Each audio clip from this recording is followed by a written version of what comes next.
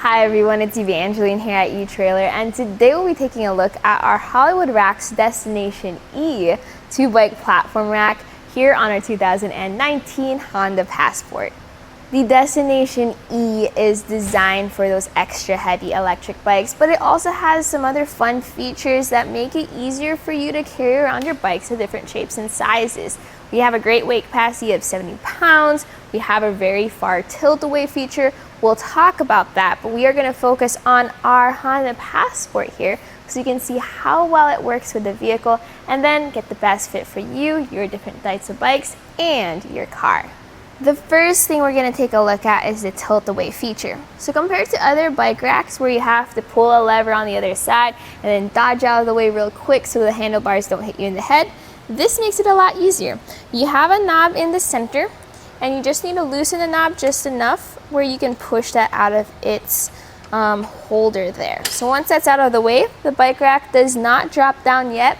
It gives you some time to just situate yourself, and then you just push it down and it tilts all the way down. Why would you do this? Well, if you want to open up your hatch even with your bikes on. So you can see here with our Passport, there's plenty of clearance between our door and our bike rack. So even if we have our larger items like our coolers or our strollers, if we need to put away groceries, we can do so without having to take off those extra heavy bikes. If you're carrying around 70-pound electric bikes on your rack, you want to make sure it's still easy to do so, to tilt it away.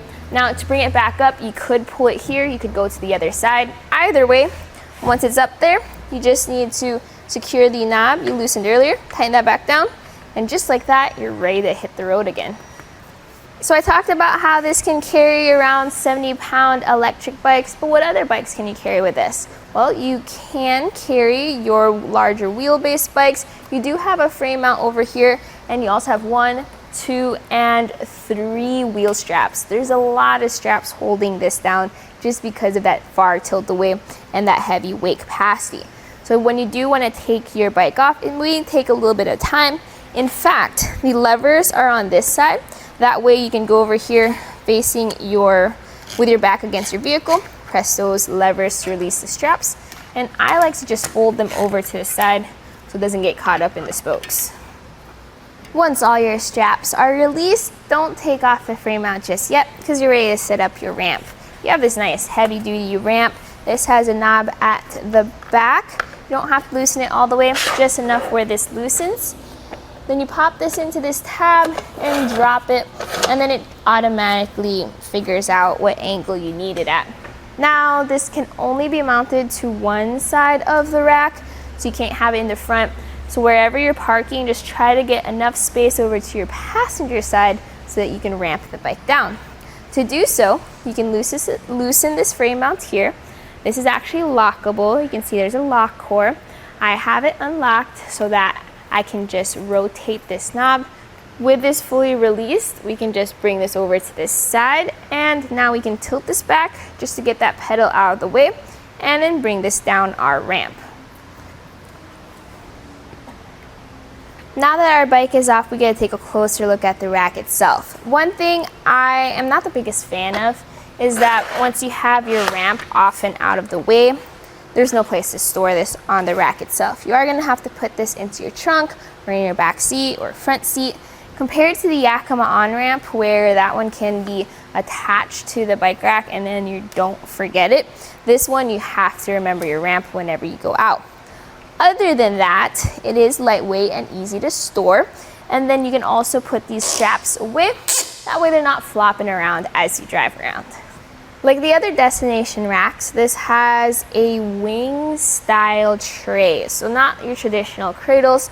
This means you can get different wheelbases on there. You may have to make some adjustments to the straps though to get the best fit for you. These straps pivot back and forth for those different wheelbases. Maximum wheelbase is going to be 50 inches. Maximum tire width is going to be 4.5 because of the width of the straps. Also, notice how these have chocks at the end for your front wheel. These go up and down and give you that extra support. You have these arms that can move back and forth for those different frames. You also have straps to secure them. Now I'm not going to secure them just yet because I'm going to bring this mast down. If you do have this bike rack on there, you would want this mast up to secure those bikes. Otherwise, if you need to fold it up, you would take this out. Notice how these straps are holding your levers into place. Once those levers are released, you can then drop this mast down, find the best spot for your clamp. We'll just leave it right there for now, and then secure it right up there. So this does take a bit more time compared to some of your other bike racks. That's just going to be the price you have to pay for that extra durability. This does sit a bit further away from the vehicle so that you can have that space to push the bike rack away, but that also means you're going to have some extra space you got to think about. Measuring from our bumper to the end of the rack where your bikes sit is going to have 32 inches of length added to the back. Now the mast sticks out a little bit further, so measuring for that, it's going to be 40 inches of length. The next measurement is going to be ground clearance. So measuring at the end of the rack to the ground, that sits at 20 inches. Center of the rack to the ground, 22.5 inches. But compare that to where the shank is, and that is only 13.5 inches. So you definitely have a shank rise. Your bikes sit higher up off the ground.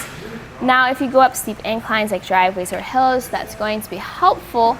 The ramp is going to be especially helpful though, because this is also how high you have to lift your 70-pound bikes. So for your other racks, you may want to get a ramp to be added on. This one has it included. What if you're not planning on going out for a bike ride just yet, but you also don't want to take your bike rack off because it is pretty heavy? What you can do is you can fold this up. We have this clip. Just pull that clip out of the way, and then you have this pin.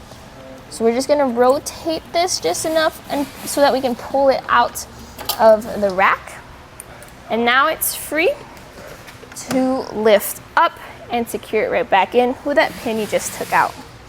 This is the portable position, also how you will have it stored inside of your garage. Now it looks like it comes close to your vehicle, but there's actually plenty of clearance between the bike rack and the car. Measuring here from the bumper, the closest point is going to be this mast, and we have 4 inches of clearance there. No worries about contact at all. Next is going to be the length added to the back of our car. Measuring from that bumper to the end of the bike rack, it's going to be 15 inches. It's a big difference compared to when this is folded down. You'll want it in this position when you're just planning on driving around town and you don't want to take up too much space.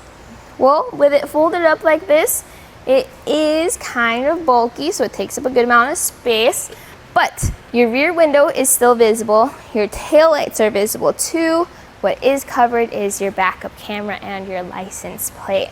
So if that's going to be a major issue for you, where most of your view, I would like to say about 75% of your view is taken up by the bike rack, what you can do is you can just drive around with this in the down position.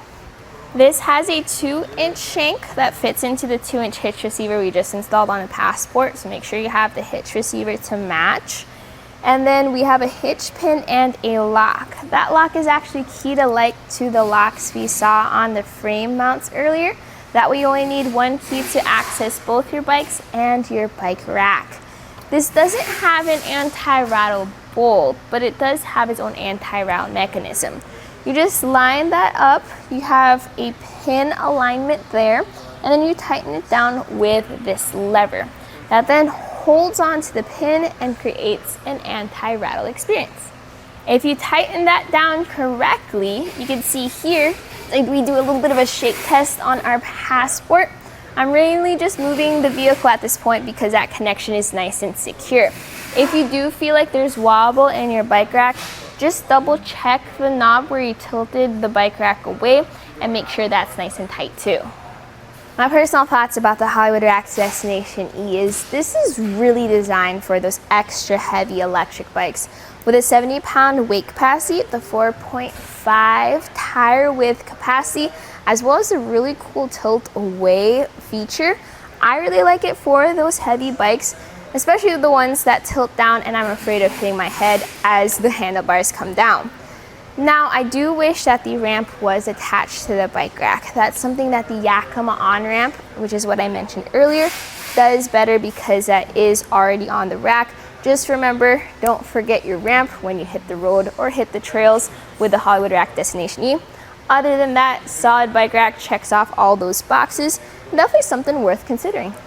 That right there was a look at the Hollywood Racks Destination E 2-bike platform rack on our 2019 Honda Passport.